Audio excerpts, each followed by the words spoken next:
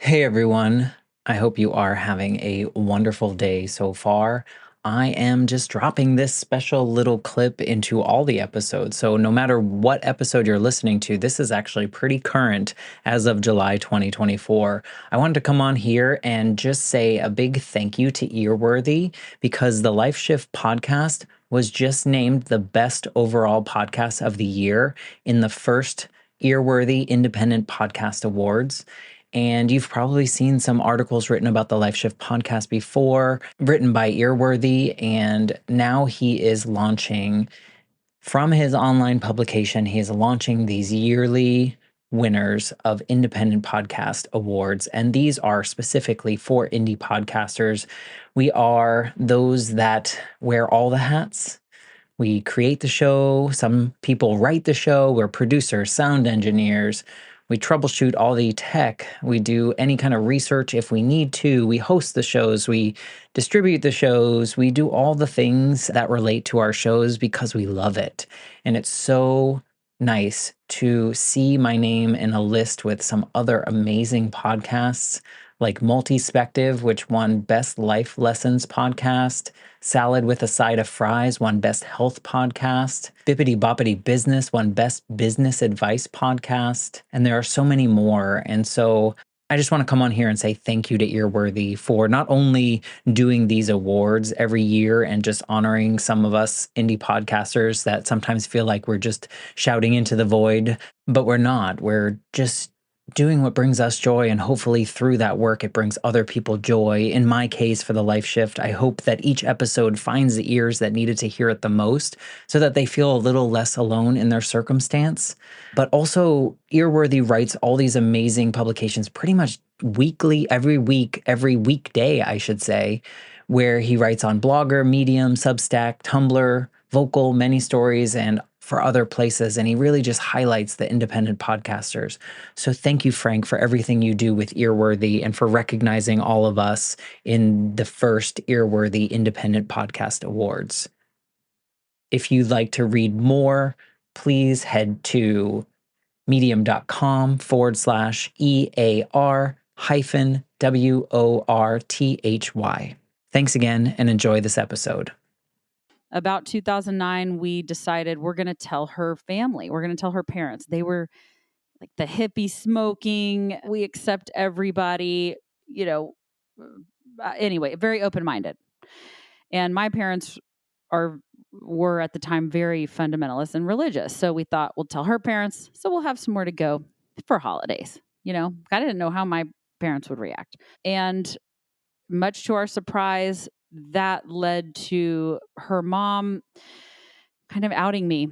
So she called my dad at his office. You talk about that, sometimes you get a phone call and it changes everything. I remember when my dad said, we need you to come over tonight. We need to talk to you about something. And when I went over there, he said, Jenny's mom called me at my office. So outed me to my parents and then outed me very publicly.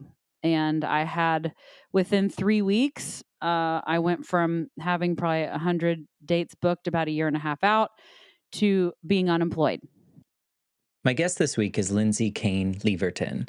Her story runs a path of a thriving career within the evangelical contemporary Christian music industry to being outed by someone she thought she could trust and pretty much losing everything. Somehow, she held onto her faith and found her true self. Lindsey was raised in the church and was deeply ingrained in the evangelical world. She toured the country, sharing her music and her faith, and she was fully immersed in this community that had clear and rigid beliefs about sexuality. This really presented a significant internal conflict as Lindsey grappled with her own sexuality and really the fear of losing her career and her faith and the community around her. But in 2009, she had quite a pivotal year. It was a time of struggle with her identity, her faith, and acceptance. We'll talk about that in the episode today. But today, Lindsey champions the idea that everything in life, even the worst of it all, is a gift. She shows the strength and acceptance and inspires others through her journey. So whether you're finding your own path, seeking understanding, or just in need of a good dose of inspiration, I think you'll like this one. Before we jump into the episode, I want to thank my friends and Patreon supporters, Nick, Gail, Sari, Brian, and Trapper and Shane from Dream Vacations. All of you are supporting one episode a month, which is helping me cover the hosting costs and the production costs of doing this show.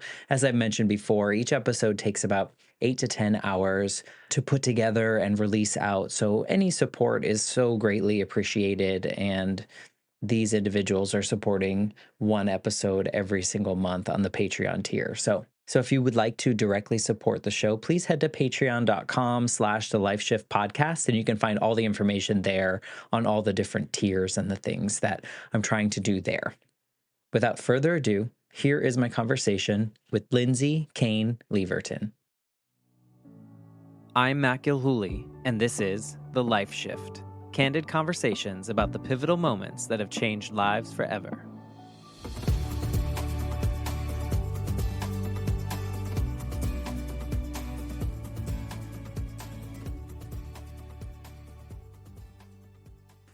Hello, my friends. Welcome to the Life Shift podcast. I am here with Lindsey. Hello, Lindsey. Hello, Matt. How are you? Oh, we've been talking for a few minutes, so you know how I am. I but know, the people listening. That's right. That's right. That's the secret of podcasting. But I really appreciate you wanting to be a part of the show and share your story. And I think, I was telling you before how healing this journey seems to be for me. So selfishly, thank you for what you're about to share.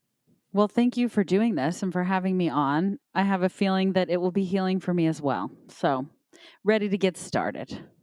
Well, I appreciate that. And, we were talking a little bit before recording about how do we identify what our most pivotal moment is. And I mean, truthfully, as we go through this show, as I go through the Life Shift 129 episodes later, I know that there are a lot of life shifts in people's lives. And, we can't really distill it down to one. But I also know that in my own life, there are some that maybe are more significant in a way that I am a totally different person from the before and the after. And so, that's always my challenge, but I totally know that we have multiple life shifts, as you do, as probably most humans do. Right. Most humans over the age of 8 with a heartbeat, maybe younger. Yeah, mine started at 8. So, I think, I had one at 8, maybe one at 16, maybe one at 35. So, they're all, I look back, I was talking to someone today, it was really interesting. We were talking about how we were looking back on the older version of ourselves and recognizing them because, it was us, but also who is that person? Because I don't recognize that person at the same time. And so it was really interesting to think back on those other versions of me, knowing they're me, but also so not me. Same. I feel like I get to that place on a regular basis, especially as I'm, talking about different things from my past. I'm like, that was me. I know that was me, but how is that possible? Right. And the decisions we made, and you're like, why did I do it that way? And then we all just think, or hopefully we know that those were protections, the way that we responded to things and the way we protected ourselves as much as possible in some of the decisions we made. And so I give grace to those other versions of myself. I think that's important, as do I. Otherwise, I would just die in a guilt shame spiral. Welcome to being an American. Exactly. So before we get into the deep part of your story, perhaps you can just tell us a little bit about who Lindsey is right now in 2024 without giving too much away. Yeah. So by day, I'm the director of wealth management at a boutique financial planning firm in downtown Austin. And I've got 2 kids, and they're 11-year-old twins, the loves of my life, 2 rescue dogs that are going to be moving in this video the whole time, which you can probably already see Ellie up on the couch, which, she's not supposed to be on, but I've just given up at this point. Have a blind rescue hedgehog. That's pretty fun. Just released my first book. I like to sing and write songs and serve on a couple boards for nonprofits. But other than that, I really like cheese, bourbon, and trashy reality TV. Perfect. So you're not busy at all, is what you're saying. You don't have much on your plate. I am so bored that I just wish somebody would give me a new project. If I could just fill my time a little bit more. Yeah. But it's all good stuff. Yeah, no, I understand that. It's so interesting too how we see other people and like, how do you do all those things? How is it possible? But then when we start listing all the things that we do, we're like, oh wait, I guess I do the same thing. I get it. Yeah. And I know I need to start saying no. The problem is I have this philosophy of like, if something's, and I did not make this up, so don't credit me, but if something's not a hell yes, it's a hell no.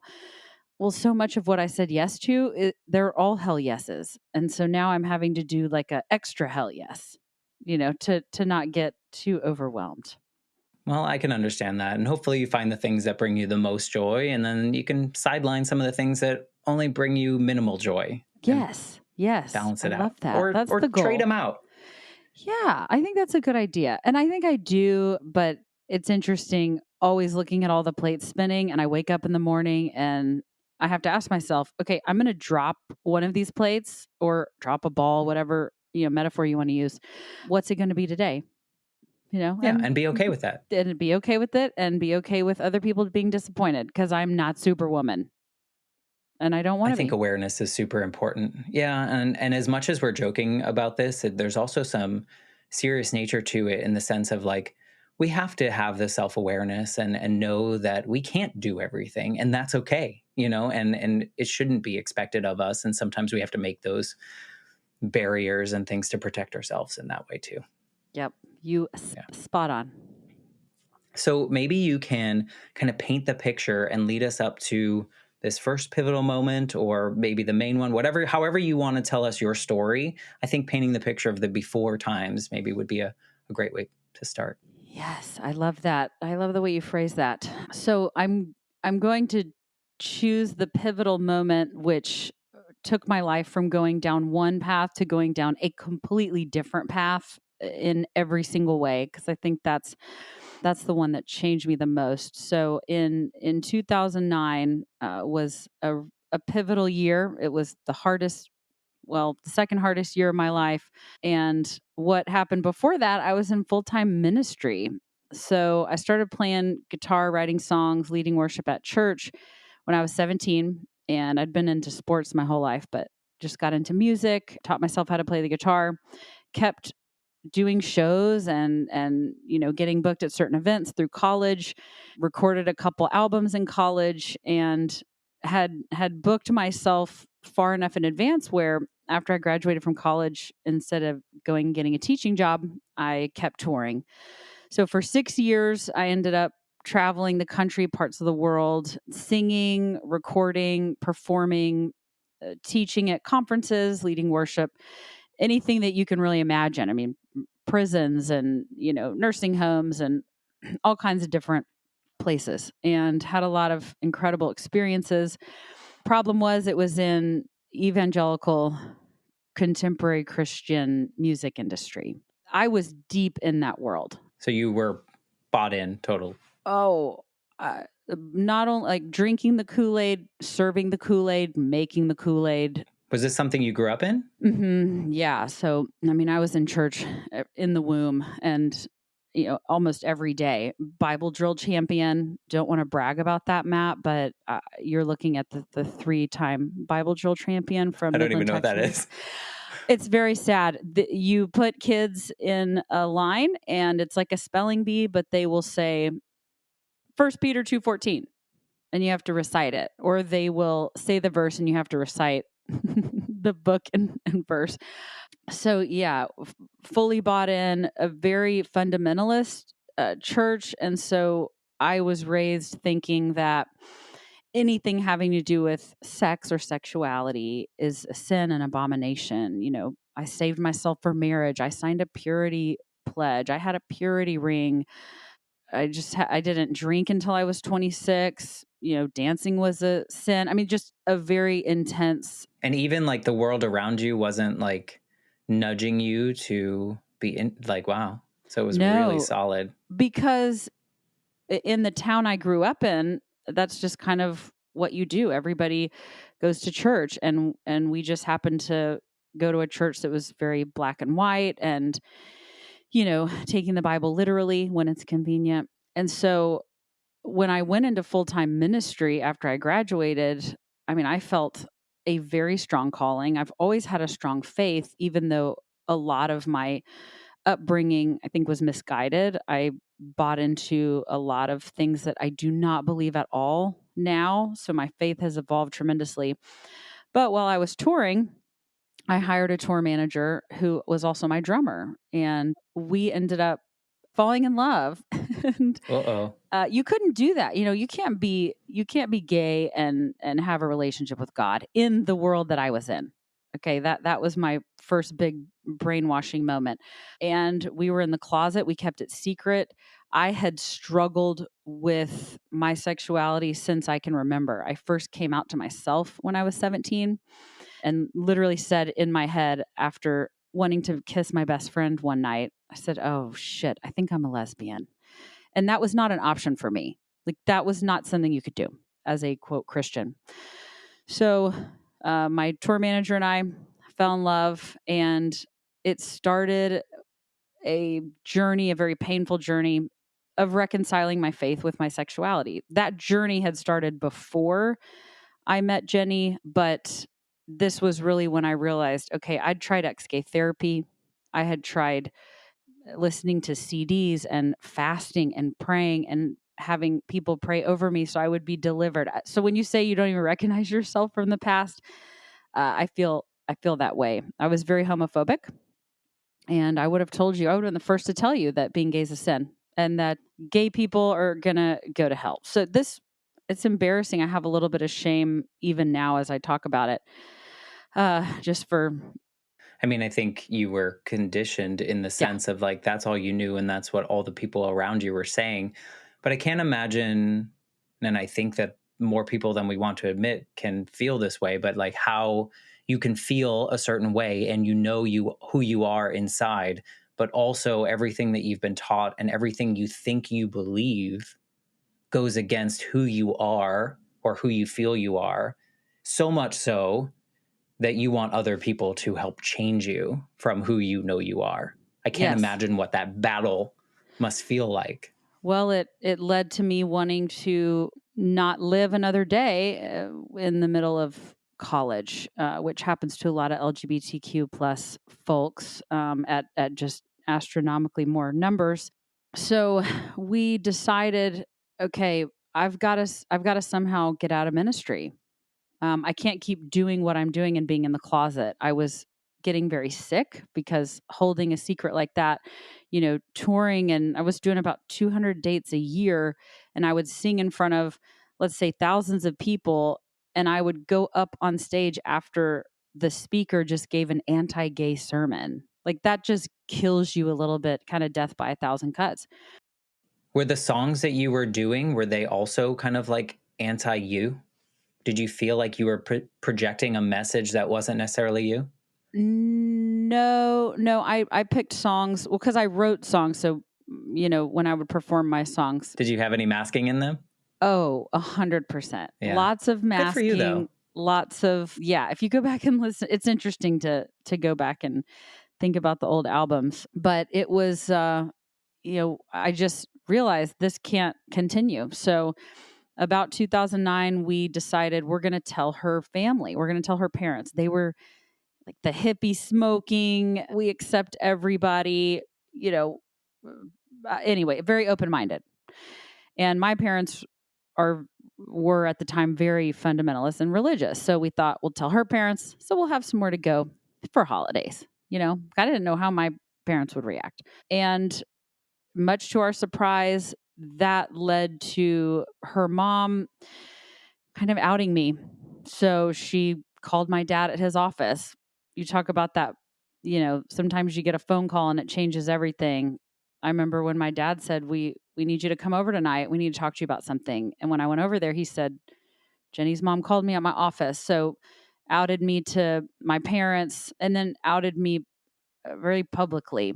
And I had, within 3 weeks, I went from having probably 100 dates booked about a year and a half out to being unemployed.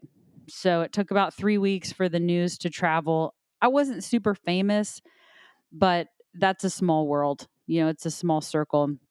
And I was traveling with a large Christian organization, and she also called the the head of that organization.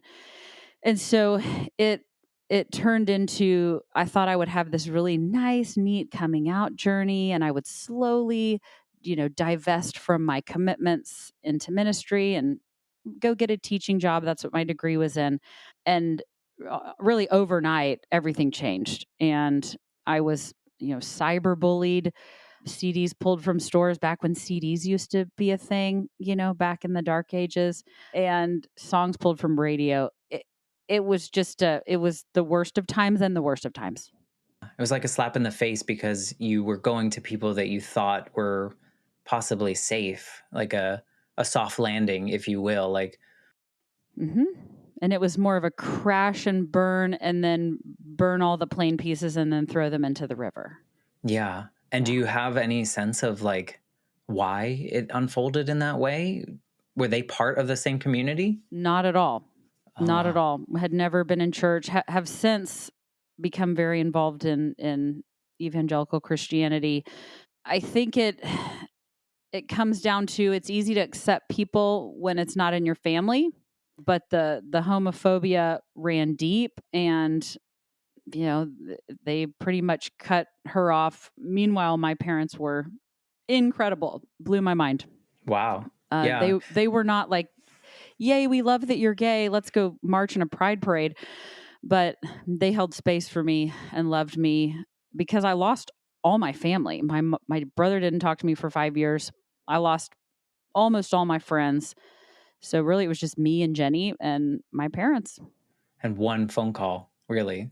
I mean, or one decision to go somewhere that you thought was safe and it blew up in your face, which I could imagine anytime moving forward past that, anything that feels safe feels also scary at the same time, because Yes. the one time you like trusted something really big, because this was like the first time you were like, no, this is actually me. Like hmm all the other parts were partly me.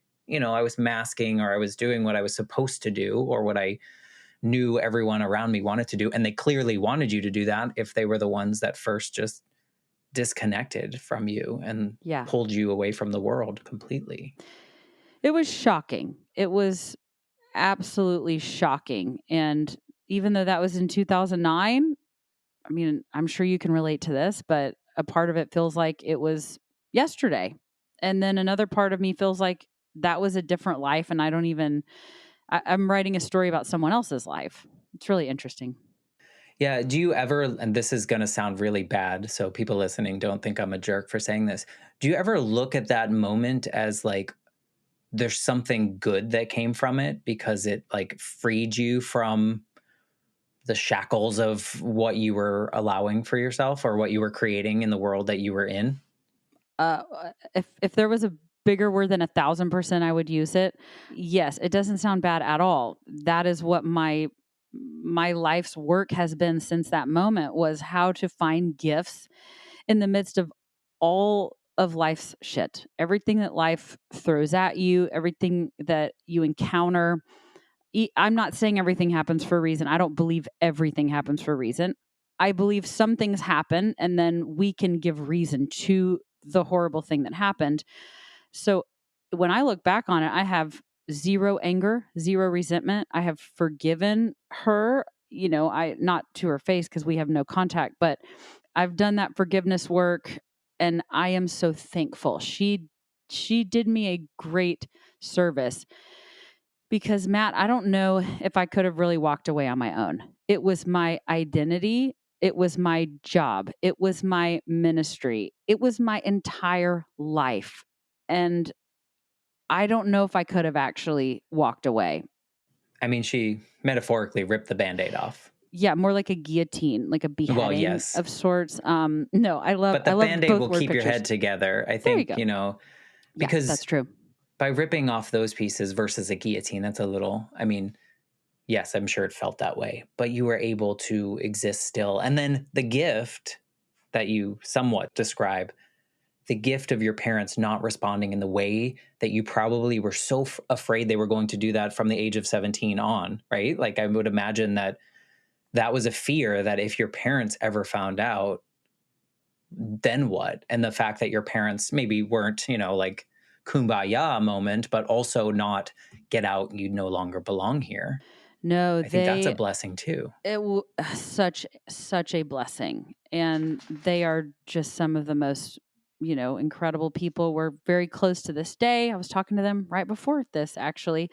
There was this moment in '09. It was kind of that 3-week period between, oh, everybody knows, and what am I going to do for a living? This is all I'd ever done. My resume was very sad looking, and I was just having a really low night, and my parents came over and brought me ice cream. It sounds like something really small, but they just sat with me. I remember eating just like vanilla ice cream, nothing even remotely special, but to me it meant everything, that they were there, and they didn't feel like they had to choose between their faith and loving their daughter well. And, that to me, I've never forgotten that. Yeah, it's the little things. It's the little moments of love that, like, maybe in a quote unquote normal situation, we would dismiss as just like whatever moments. But when you're in deep despair, every little thing matters. Like, I feel like that is a beautiful sense of love because maybe they didn't have the words. Maybe they didn't have certain, things to help you in the way that maybe they wanted to. And that was like a little gesture to kind of show you that they still love you and care for you. Yep. Yeah, there's that quote that when words fail, music speaks, but I think when words fail, ice cream and cheese Yeah. can also speak And volumes. bourbon now. And bourbon, that's right, Yeah. exactly. Was there, like, what was the time period in which you maybe were starting to operate in a way that felt fully authentic to you, like where you could exist in the world without the shame that you probably brought along with you and all the fake masks and things that you felt that you had to put on? Was a time period that it took you to get to stepping outside your house fully you? I think I would have to say, still in '09, after 3 weeks of being unemployed and not having any other income, I was at, I don't know, coffee shop trying to figure out what my next move was. I'd interviewed at some schools for teaching positions, but one of my high school friends was at this coffee shop, and we reconnected, and I ended up going to interview to be a server at a seafood restaurant. That was the door that opened, so I walked through it. And I never thought I'd be waiting tables at that age with a college degree and, having been on my own for a while. But in that moment, I needed to do something to make a living. And in that space, it was kind of the back half of 2009 going into 2010. I showed up at that job fully myself, and people knew I was gay, and people knew that I also, sang, and I didn't have to hide. I felt very awkward. Don't get me wrong. I didn't just come out and all of a sudden I'm wearing, a rainbow flag and driving a Subaru. But I just remember showing up every day to that job as myself, even though I was making less than minimum wage, cleaning up breadcrumbs off the carpet. It was this healing time for me to try to put on my full self and bring my whole self to work. And then that gave me the strength and I think courage to then bring that into every area of my life. Still to this day, I sometimes even get a little bit uneasy when I think I'm going to have to come out. Like if a client said, "What's your husband do?" I know I'm about to have a moment and it might be a thing. And that's still hard. But I tell you what, ever since working at that restaurant, and there was a lot of LGBTQ people on staff, and I felt free. I think because I had been so humbled. I could not go down any more than I had. Was it weird to you when people were like, "So what? Like, I don't care." Like when they knew you were gay, like, "So what?" Yes. Yes. Because you're like, "Wait, wait a Uh-huh. second." Because so is everybody gonna throw that, like, am I being stoned? Wait, you're fine with that? Wait, you're hitting on me? Okay, because you think I'm cute? Wait, what's happening? It was surprising and weird and wonderful. It was all the things all at once. But there was a little bit of shock, because I would, if I felt comfortable, I would, tell somebody about my wife or partner, at the time. Now, I think because I've fully surround myself with people who are, affirming and progressive, so I don't hear a lot of the negative anymore. But yeah, it was a culture shock. Everything was a culture shock, though. I was in full-time evangelical Christian ministry. Yeah, how did you manage that? Like how did you manage was it a complete exit from your faith and you had to rebuild it in your own way, or did you find a way to stay in that space and manipulate your faith in a way that made sense for you? Gosh, how much time do we have? No, I'll try to keep it concise. Because I know people sometimes they run all the way away and They then do, they yeah, have to build from nothing. right. But then some people can stay and do what they need to do. For me, my faith, even from a young age, was so real that it wasn't just a religion or a set of beliefs. Like I genuinely had very profound experiences with the divine, God, love, intelligence, source, universe, whatever name or word. I don't think that's really material, but it was that essence, the divine, whatever I had this connection to. And so I completely left the religious piece of it. I left that brand of faith. I wouldn't necessarily even to this day call myself a Christian because my beliefs have evolved so incredibly much. I had to lose the God of my youth to find out who is my higher power. In 12-step work, they mention, the God of my understanding.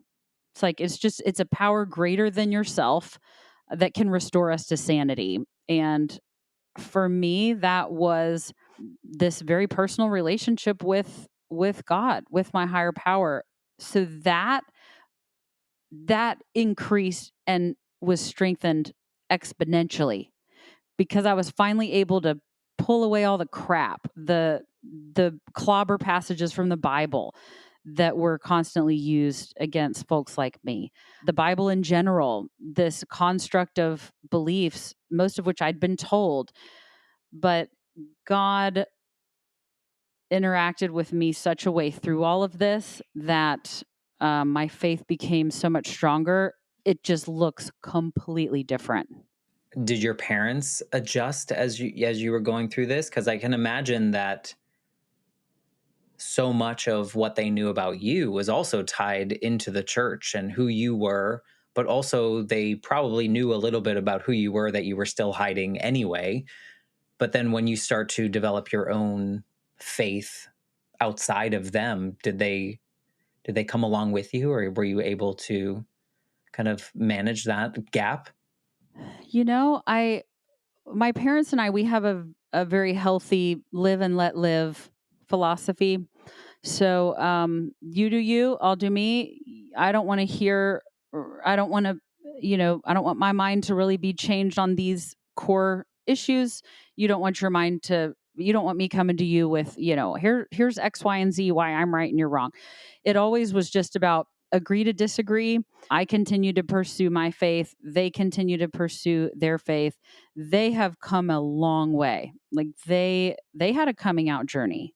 And when you're a evangelical parent of a LGBTQ kid, a lot of the times you think you have to make a choice between your faith and your kid. Thankfully, they left the church they were at. They actually ended up starting a ministry that they had for about 8 years for parents of LGBTQ plus kids Look at that. that are, Christian parents to choose to love their kids and not you completely disown them. So it's interesting though. It feels like a weird space. It Yeah. is a very weird space, but we focus on our common ground, which is even though our gods and our faith and our beliefs might look different, at the core of it, it's about loving and being loved. Yeah. I think it's a weird space only because the things that you were probably doing in your life and enjoying in your life and existing in your life were proving some of the things that they have been taught their whole lives were wrong. And you were living in love and people surrounding you. And so I can imagine seeing all the things you told were wrong, but then seeing someone live in their light and being Yes. really confused, right? Like that's really weird to Yes. see something, but know something on your other side. So that's what I meant about weird. Like, just like, how do you hold both? Because sometimes you lie. Yeah, I mean, because you have I to. didn't mean to say that, but yeah, No, you're so funny. you Uh, kind of convince yourself that yes. one thing is one way, and then that Mhm. thing can exist by itself, even though it contradicts everything that I say I believe. Yes. There was one time I got to start leading worship a little bit at an open and affirming church here in Austin called Austin New Church. It's a wonderful, wonderful place. Never thought I'd step foot back into a church, much less lead worship, you know.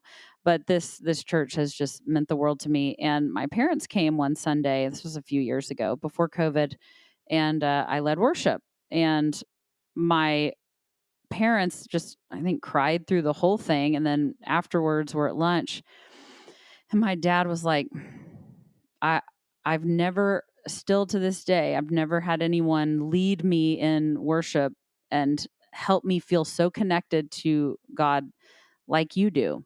And I could tell he was having that cognitive dissonance, because the fruit, in scripture, we talk, it talks a lot about the fruit, and we judge, the kind of the root by the fruit. If you get a bad root, you get bad fruit. Good root, good fruit. And a lot of people in Christianity would say, I'm a bad fruit. I have bad roots as, someone born gay and living my true self. A lot of those folks would say, well, you're going to have bad fruit. Well, that's the opposite of what has happened, and my parents have seen that, and I think it's really still hard for them.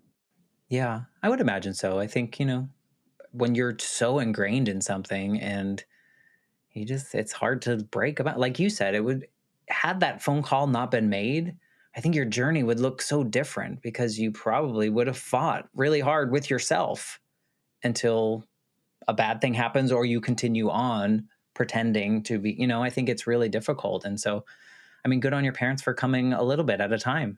Yeah, That's they've amazing. they've done great, been super supportive. And it was, I don't want to make it sound like it was this short journey that I went on to reconcile my faith with my sexuality. I mean, it has been a multi-decade journey, and I finally just realized, well, what is the truth about me? Not what a pastor says, or not what a Sunday school teacher says, not what my parents say, not what I've been told the Bible says. Who am I? Who is Lindsey at the very core of me? And thankfully, after a lot of work and years, I finally accepted myself fully. And I now think it's my superpower. I love Yeah. being Being gay, you. being Well, me. I mean, just Yeah, being you is your all of it. superpower. Yeah, Exactly. all of it is your power. And I think people can relate to this in all sorts of ways in society, that society has told people that they have to be a certain way, whatever that might be. And whatever we absorbed, and we're just like, okay, well, this is the only way to be successful, or this is the only way to be happy, or this, Right. like all these things that we've assumed. And I think I've talked to other people about this. Like, I feel like the pandemic was this, like, almost like a reset in a way, that Yes. people were kind of forced to sit at home and think about their life and, like, am I going in the direction that I want to? Am I surrounding myself with the people that matter most to me? All these things. And I think as we emerge a little bit, I think more people are in tune with themselves and kind of leading from me versus leading from, like, what other people want of me. Yes, I think you explained that beautifully. I wish I would have been writing that down, but this is being recorded so I can go back and Sure. listen. Oh, I forgot to press record. No, No, I you think, didn't. no, I didn't. No, I think it's important to hear your story, though, because I don't know. I feel like so many people expect when something big like that happens in your life that a week later you're good, like all's well. Hmm. But it's a long journey. Yeah. Even in my own sense, when I was a kid, my mom died when I was 8. I didn't actually finish. I say finish. People don't like that I say that, but I didn't really close the door on grieving my mom until maybe like early 30s. And so, like you, decades of time in which either I was pushing it to the side, I was using it as a crutch, whatever I was doing with it. And I think it was all part of my healing journey in some way. Hmm. But it took 20 years Yeah. to grieve someone I only knew for 8.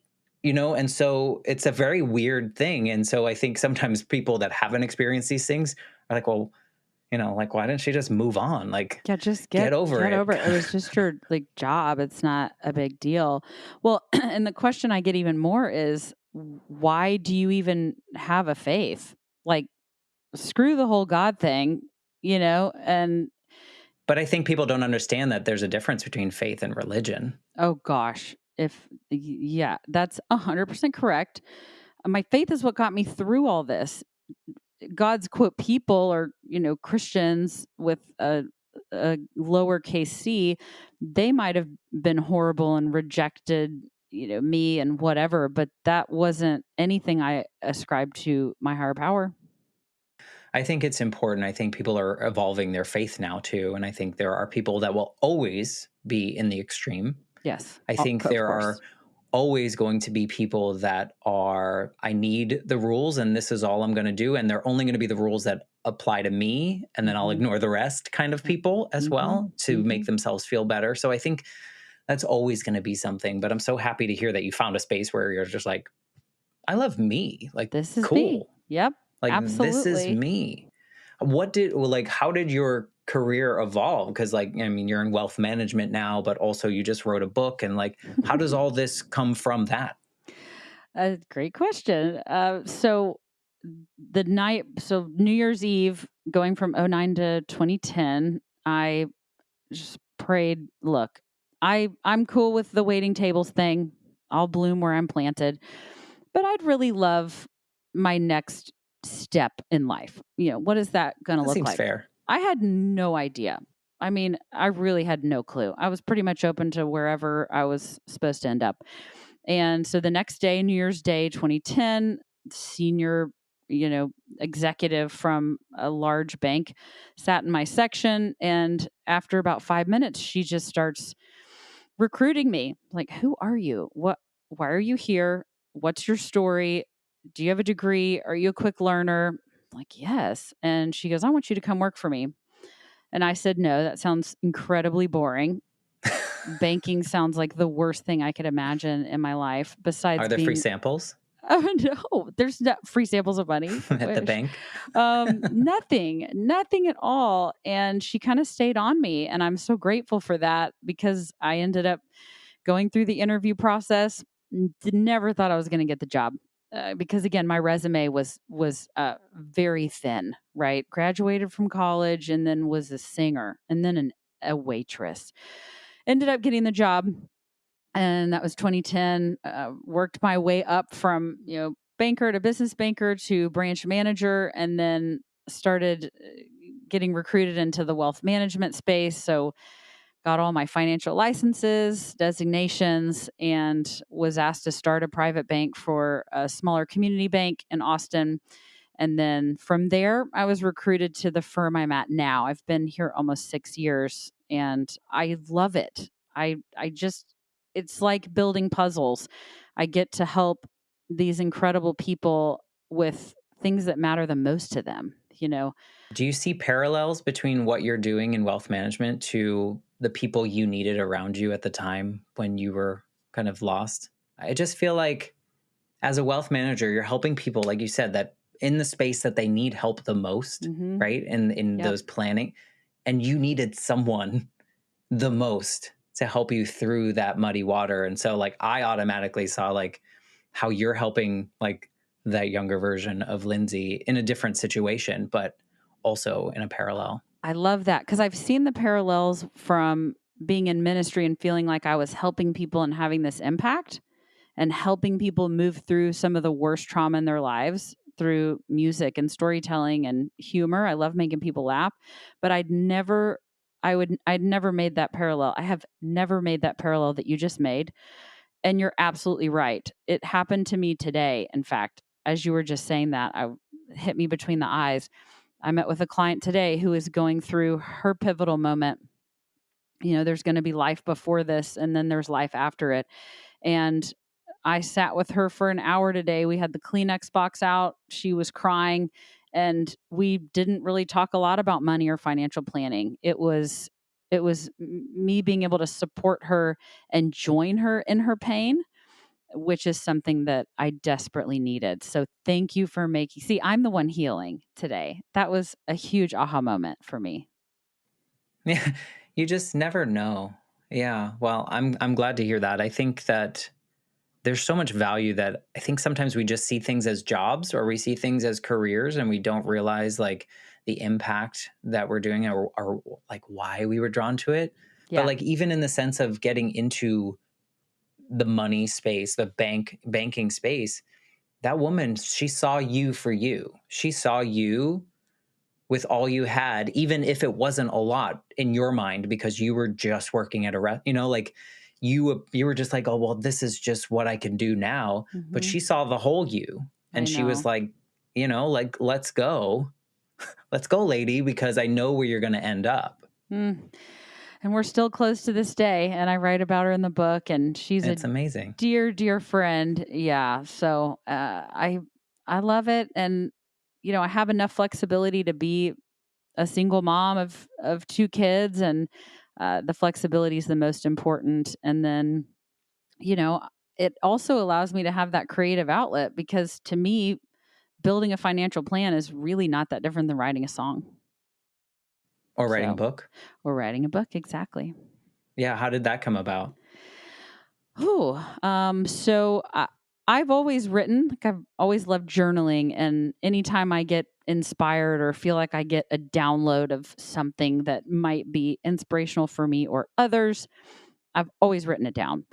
And so I've been compiling all this writing, not for any particular purpose, but just, because. And toward the beginning of COVID, probably March 2020, I was meditating and there was this just clear picture that came through, regardless of what it looked like or sounded like or how you want to name it.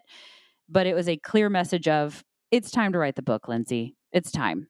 I'd wanted to for many years, but just time and bandwidth, it wasn't possible. I didn't know what it was going to turn into.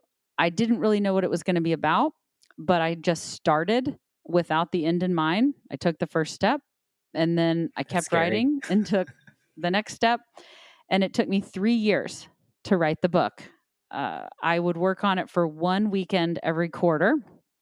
I would leave everybody and I would lock myself in an Airbnb for 2.5 days, and I would write for sometimes 14, 15 hours a day. Wow. And writing the book allowed me to survive COVID.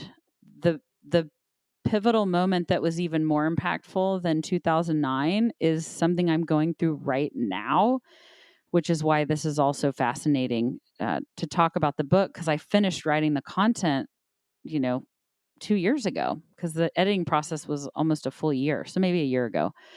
And I'm being healed by my own words because of where I am today. This book was the medicine. I'm going through a very difficult divorce.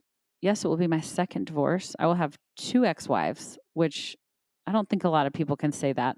But our family was impacted majorly by mental illness toward the beginning of COVID. And writing the book was how I escaped and kept sane and was able to still be a good mom and try to show up for my kids. Finding gifts, that's what the book's about. And I think writing it was the only way I was able to survive. And do you look at that book now when you read it? Do you read it now and see those moments through there? Do you see like a healing in yourself, or does it give you some kind, because you said it's your medicine. Is it your Mm-hmm. medicine now, or was it your Mm-hmm. medicine just then? Both. Yeah.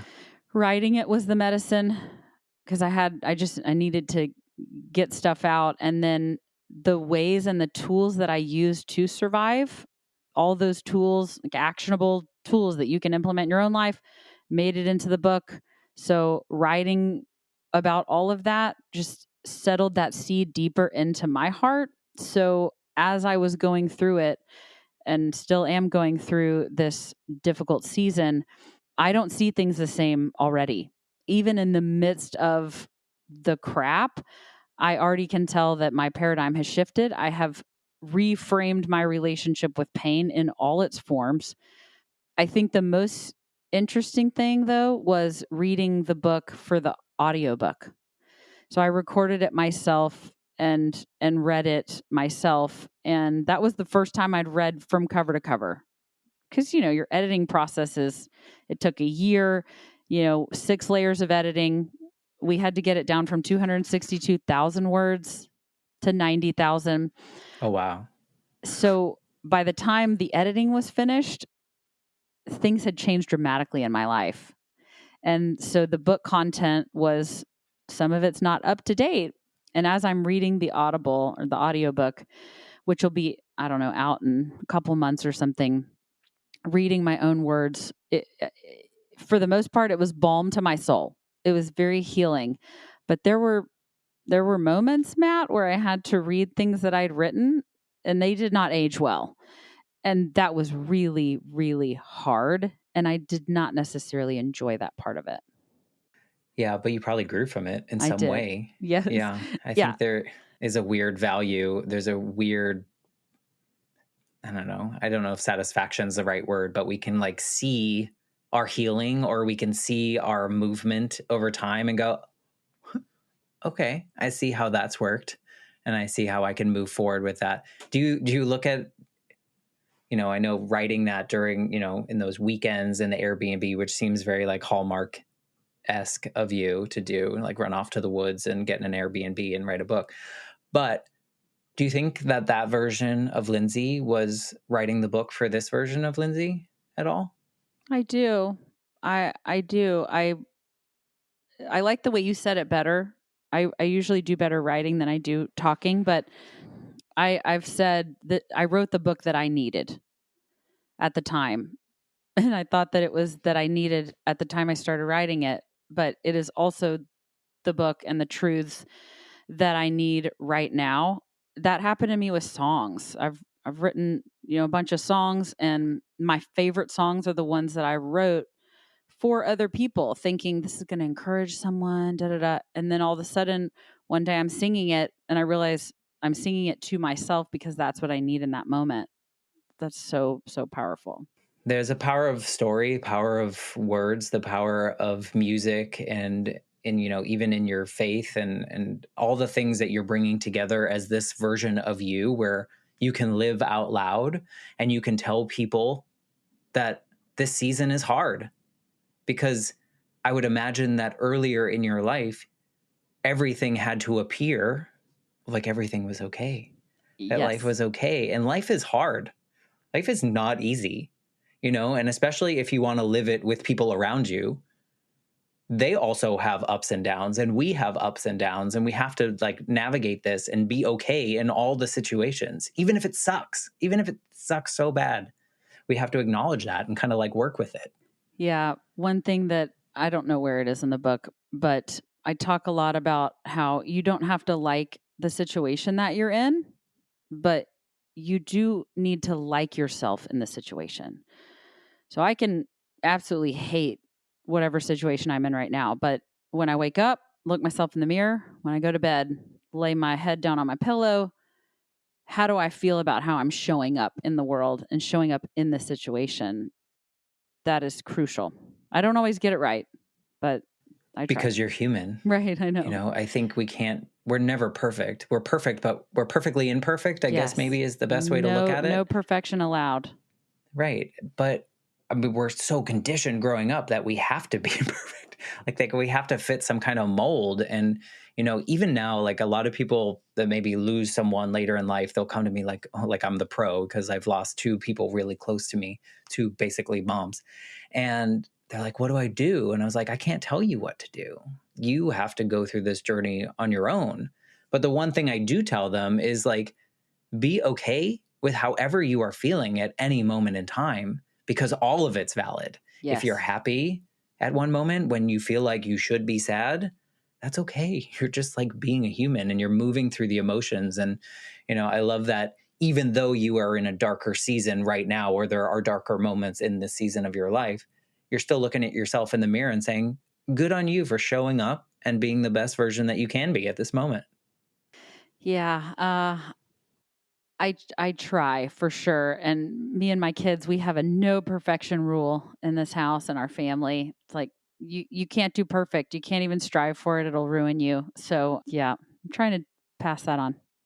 Good on you for raising those two. Yeah, I think that's important and letting them be their own people. I would imagine that you know They how are. to guide them, Yes. right? I try. I certainly do. And I think I'm doing a pretty good job because now they're starting to say the things I've been teaching them for 11 years, but it's coming back to bite me in the butt, right? Well, Which is that's fine. okay. Like Yeah. picture day, like, okay, you, Annabelle, you can't wear that or look, can we brush the hair? A lot of the times they look like they just walked out of a, I don't know, zombie movie, and they hit it right back.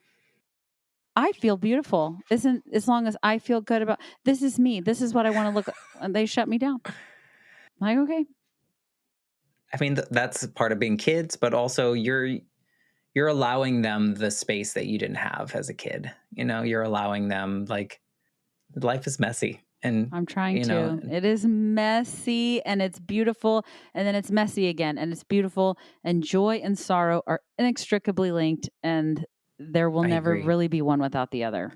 Right. I don't think you can really know one without the other. I don't think you can know I the don't true either. value of one without the other, unfortunately. And, early on when I asked, like, do you look at that moment when that phone call came through as like there's some silver lining of some sort in there? It's even true of, like, people like, if you could go back in time, would you change things? And I'm like, knowing who I am now, it sounds terrible to say that I wouldn't go and, like, I don't want my mom to die. But at the same Right. I know time, what you mean. I would not be this person. I would not be this version of me. And Hmm. all the things that I like about my life right now would not even exist, because I know that my life would have been totally different. So, it's interesting to look back at those moments and weirdly feel that way. It is. And to think about just the role that writing has always played and the role that music has played. Even when I wasn't, playing guitar, writing songs, I loved music. I grew up listening and being obsessed with music, and also doodling and coloring. And so in between each chapter, I have a coloring book page, like an adult coloring book page I created, so that before you go on to the next chapter, you're able to doodle, let what you just read settle a little bit. And then I have a QR code that takes the reader to one of my original songs that aligns with the chapter. So I really wanted there to be this kind of multimedia experience, not just some book you get through, because that's what we do with books. No, there's a healing element to it. There's all the touch points of your healing journey that you're allowing people to go through your words, through your songs, through creativity in those pieces. I love to kind of bring these conversations to an end with a question. And I'm wondering if you could go back to Lindsey, who you were about to approach your girlfriend's parents and tell them the story. Is there anything you want to tell her based on who you are now, is there anything you would want to tell her?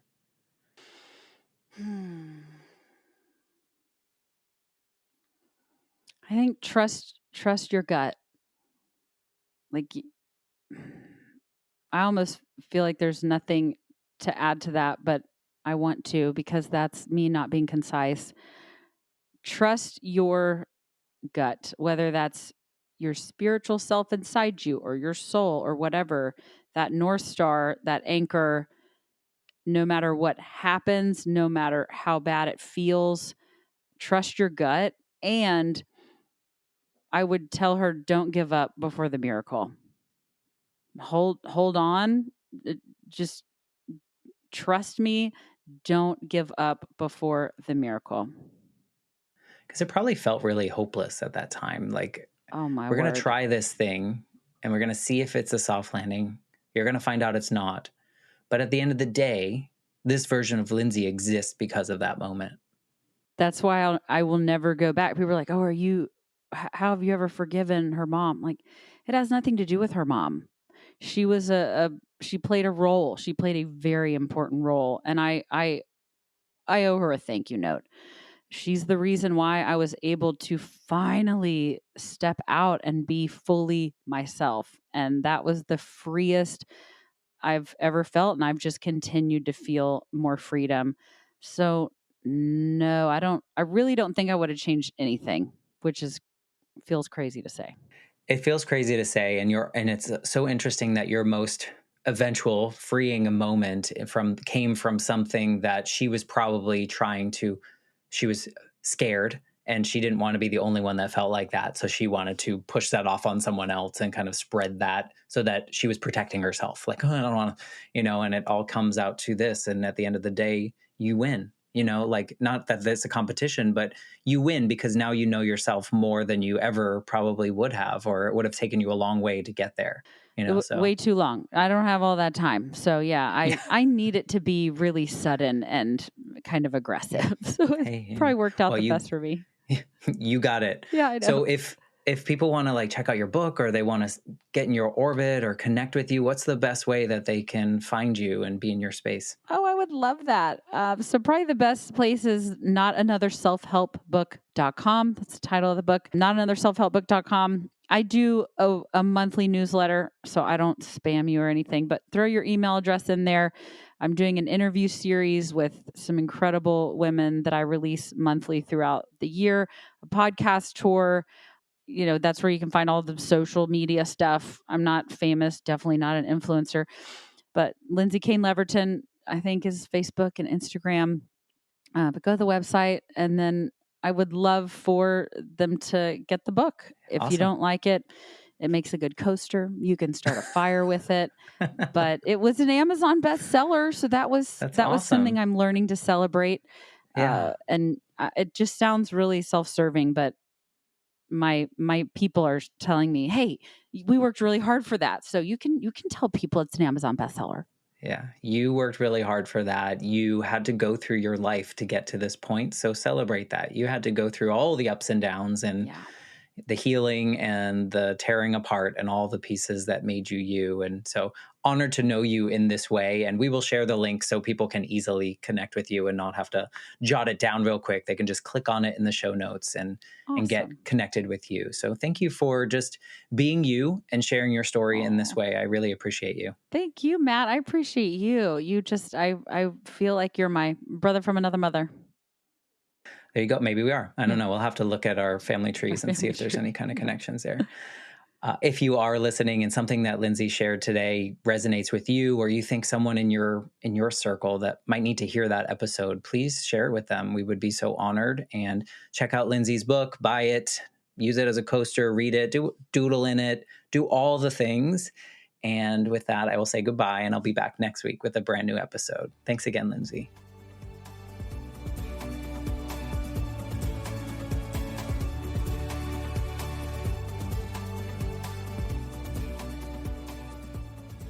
For more information, please visit www.thelifeshiftpodcast.com.